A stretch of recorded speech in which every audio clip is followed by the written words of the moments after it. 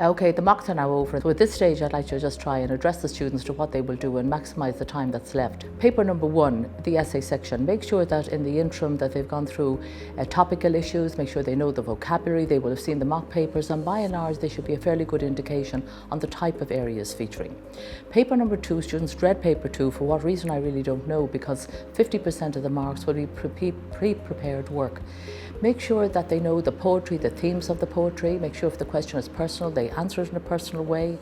Make sure in the prose story, as it was in 2018, if a question is set out in 3 parts, make sure they address 3 parts in the answer. Make sure the examiner sees the 3 parts. Have a look at On Thrill. Thrill is a very, very important play, a very popular play. Vast majority of students will take that. So we know that they're going to get the characters. Make sure you know a good dispersal of the strong characters and the weak characters. And then the students who will take question 4, Filiach Brescia, which is getting very, very popular, make sure, say in the older poetry like Queen Arthur, that they can translate the poem. If they can, literally they have everything there for them on the day. Exam technique is everything. Everything will hinge on how you lay out the paper on the day, be succinct, to the point, and address the issue being asked.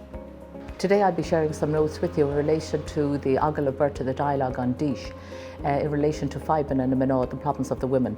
As I mentioned earlier, the layout and technique is crucial. So you will see here on the notes whereby every problem is highlighted in a different way. So every new dot will show a new problem. So when the examiner opens the script, they will see immediately you've dealt with 6 to 7 totally different points.